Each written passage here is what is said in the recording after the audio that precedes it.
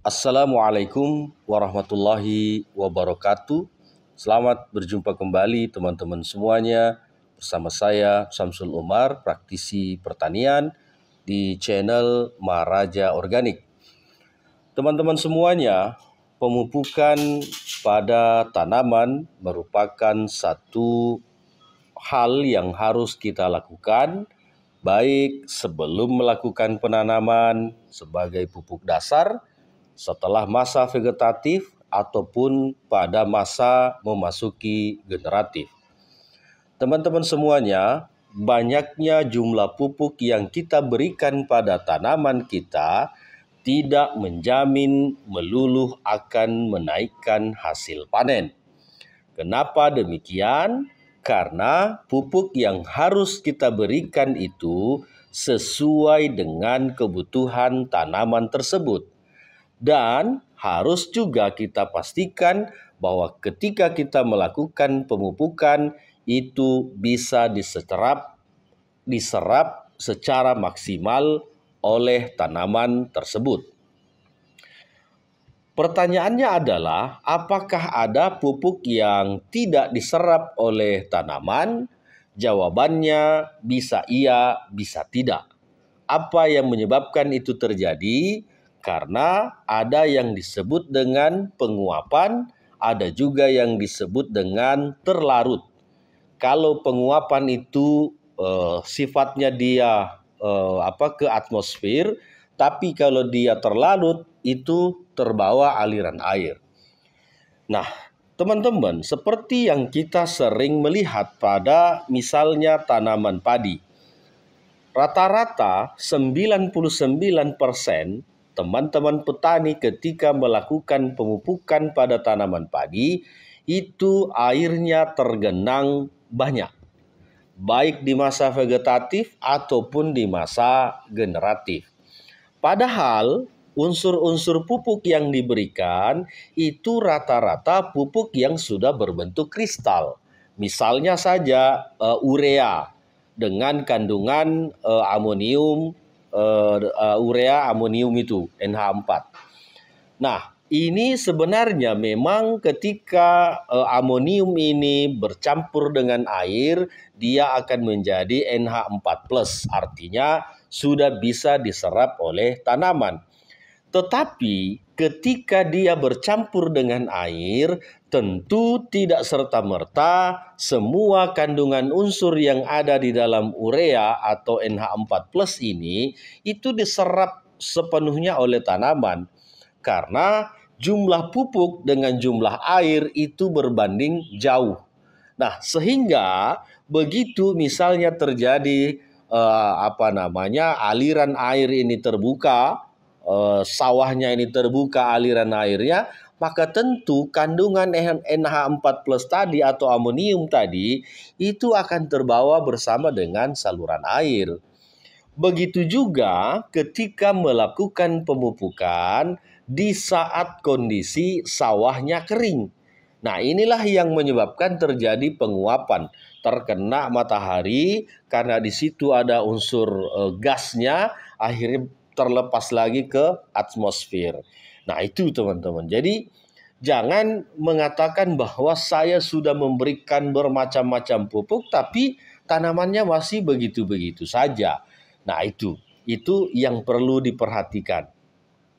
Yang keduanya, terkadang memberikan pupuk yang lambat serap di usia-usia masa vegetatif. Jadi misalnya memberikan SP36 di usia padi 60 hari. Nah, untuk apa? Sedangkan SP36 ini adalah pupuk yang berbentuk granul, pupuk yang lambat rilis atau slow release. Nah, itu membutuhkan waktu yang panjang untuk bisa diserap oleh akar tanaman. Sehingga apa? Produktivitas atau maksimal serapan yang diharapkan oleh teman-teman petani itu tidak terwujud. Karena baru pupuk ini tersedia, usia panen juga sudah mulai masuk. Akhirnya harapan kita itu tidak bisa terwujud. Nah, teman-teman, Hal inilah yang harus kita berikan ilmunya. Jadi bukan hanya sekedar meracik pupuknya. Sebenarnya metode meracik pupuk ini adalah metode yang sering dilakukan oleh para produsen. Agar apa? Agar teman-teman ini banyak membeli macam-macamnya. Misalnya digandengkan kalsium nitrat, misalnya digandengkan magnesium sulfat atau kalium nitrat. Nah, ini kan macam-macam jenis unsur hara yang digandeng. Jadi itulah yang menyebabkan nanti teman-teman di masa vegetatif akan membeli jenis ini. Nanti di masa generatif akan membeli jenis itu. Jadi itu sebenarnya semua unsur itu diperlukan oleh tanaman dengan kadar-kadar tertentu. Jadi kalau misalnya nitrogen, fosfat, kalium, magnesium, kalsium, sulfur, ini ada 6 unsur hara makro yang sebenarnya ini tidak perlu melihat waktu, diberikan saja ke tanaman. Bahwa di situ nanti ada ada patogenis ataupun berlawanan unsurnya, itu nanti akan saling serap saja, artinya hanya butuh waktu. Tetapi jarang sekali kita dapatkan satu brand pupuk itu yang menggandeng semua unsur makro dengan mikro. Itu jarang. Kalaupun ada, itu sangat mahal harganya. Kenapa? Karena ini unsur-unsur ini kalau dipisah-pisah kan lebih banyak keuntungan ke produsen.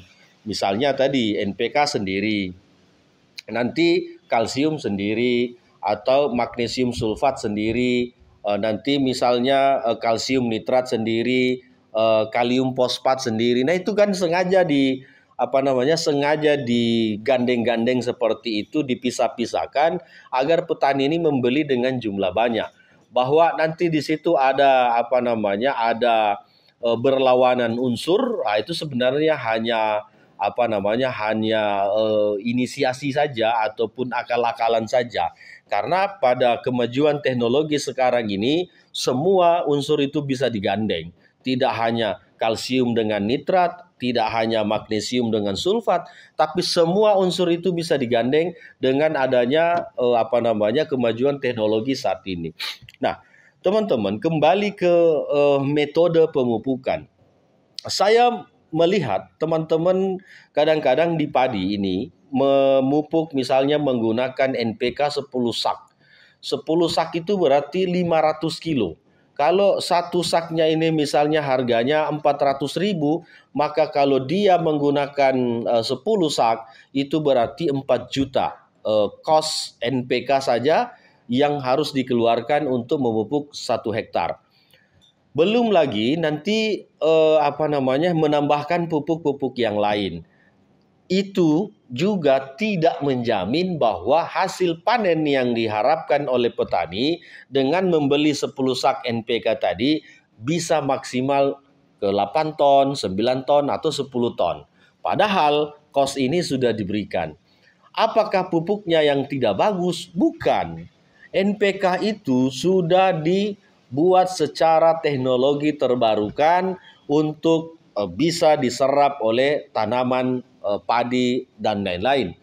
Tetapi ketika metode yang kita lakukan ini salah, maka sehebat apapun pupuk itu tidak akan berefek positif pada tanaman kita. Sama halnya misalnya di tanaman jagung. Semua yang kita lihat itu jarang sekali petani jagung itu melakukan penyemprotannya dengan cara dikocor atau disemprotkan ke batang pemupukannya. Rata-rata dilakukan penugalan, nanti dimasukkan pupuknya, ada juga yang ditimbun, ada juga yang tidak ditimbun. Nah, kalau misalnya yang diberikan itu lambat rilis, ada coatingnya, ada pengikatnya, itu tidak akan terjadi penguapan, tidak akan terjadi yang namanya terlarut. Tapi bagaimana ketika itu adalah urea? Bagaimana ketika itu misalnya magnesium sulfat yang mudah sekali untuk menguap? Nah, itulah kenapa saya bilang metode seperti ini adalah metode yang sangat salah. Jangan pernah melakukan pemupukan dengan cara ditugal, lalu dimasukkan pupuknya, tidak ditimbun, ditinggalkan. Ini buang-buang pupuk. Pasti ada yang terserap, tapi tidak sampai 10%. Karena apa? Kebanyakan yang menguap. Begitu misalnya nanti terkena matahari, maka ini akan kembali ke atmosfer. Begitu terkena hujan, maka akan terlarut. Nah, metode yang paling pas adalah misalnya kita mau memupuk jagung. Jagung kalau misalnya satu hand sprayernya ini 15 liter, coba dimasukkan di situ 100 sampai 200 gram NPK misalnya. Atau berapa jumlahnya, dicoba dari dosis terendah dulu. Karena masing-masing tanaman itu berbeda reaksinya atau ketahanannya. Nanti dari itu baru kita semprotkan ke batangnya langsung, ke batangnya. Tujuannya apa? Karena tanaman ini menyerap nutrisi itu bersamaan dengan air. Nah, ketika misalnya NPK ini sudah dilarutkan dengan air, maka tentu nanti begitu masuk ke dalam tanah, kalau unsurnya sudah tersedia, langsung diserap oleh tanaman kita. Tidak ada lagi ceritanya penguapan, tidak ada lagi ceritanya terlarut. Nah itu teman-teman, begitu juga dengan cabai, begitu juga dengan tomat, begitu juga dengan bawang merah, bawang putih, dan lain-lain. Metode-metode ini harus kita dengungkan, harus kita sampaikan ke teman-teman petani. Karena yang akan rugi, yang akan sia-sia terbuang pupuknya, itu adalah petani sendiri. Sementara di lain sisi, pupuk sekarang ini sudah semakin mahal, sudah semakin tinggi harganya, dan kadang-kadang susah untuk mendapatkannya. Kalau ditambah lagi dilakukan pemborosan pada pemupukan, maka lengkaplah sudah penderitaan petani itu. Nah, teman-teman, metode pemupukan ke foliar daun itu boleh dilakukan ketika teknologinya sudah berbentuk teknologi nano. Adapun metode yang paling pas adalah menyemprot di stomata daun, di bawah daunnya, bukan di atas daunnya. Nah, ini teman-teman. Jadi menyemprot dengan foliar ini itu di bawah daun, bukan di atasnya. Karena kalau di atasnya, stomatanya tidak di sini, di bawahnya. Tapi kalau mau efektif, mau maksimal penyerapannya, lakukan penyemprotan di areal perakaran. Nah, itulah yang sering saya dengungkan ke teman-teman, bahwa pelajarilah cara memupuk yang baik. Bertanyalah ke PPL-nya, bertanyalah ke teman-teman yang sudah lebih dulu mengetahui ilmunya, atau bertanya ke pendamping-pendamping petani, para praktisi, para akademisi. Kenapa? Karena yang akan rugi itu bukan mereka-mereka. Yang akan rugi itu adalah petani, membuang-buang banyak pupuknya, memboros-boroskan pengeluaran pupuk, tapi hasilnya tidak maksimal. Dan ketika metode penyemprotan, metode pemupukan itu pas, maka pasti Anda bisa menghemat 50% pemakaian pupuknya.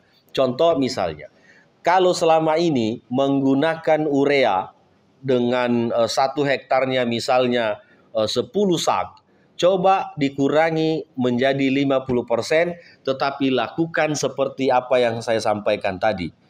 Misalnya padi, tetap ada airnya, tapi tidak terlalu banyak.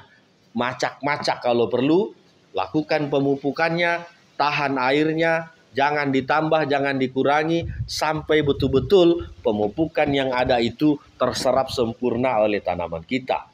Berapa hari? Idealnya pupuk urea NPK itu 5 hari. Upayakan itu terjadi, airnya tidak ditambah, airnya tidak dikurangi selama 5 hari, mesti reaksi tanaman akan lebih sempurna. Dibanding ketika kita memupuk 10 sak misalnya per hektar, tetapi airnya itu sekitar 10 cm kedalamannya, itu pasti tidak akan maksimal hasil dari pemupukan itu. Itu teman-teman. Jadi harapan saya bahwa memupuk itu bukan pada banyaknya, bukan pada berapa ton yang kita lakukan pemupukan atau berapa kilogram pupuk yang kita siapkan, tapi sudah benarkah cara Anda melakukan pemupukan? Karena seyogyanya semua pupuk itu baik, tetapi terkadang cara kita melakukannya salah sehingga hasilnya tidak efektif. Begitu teman-teman ulasan kita hari ini. Semoga dengan tambahan informasi dan ilmu bisa menjadikan pembendaharaan kita tentang cara memupuk, kapan melakukan pemupukan itu bisa lebih efektif. Terima kasih. Assalamualaikum warahmatullahi wabarakatuh.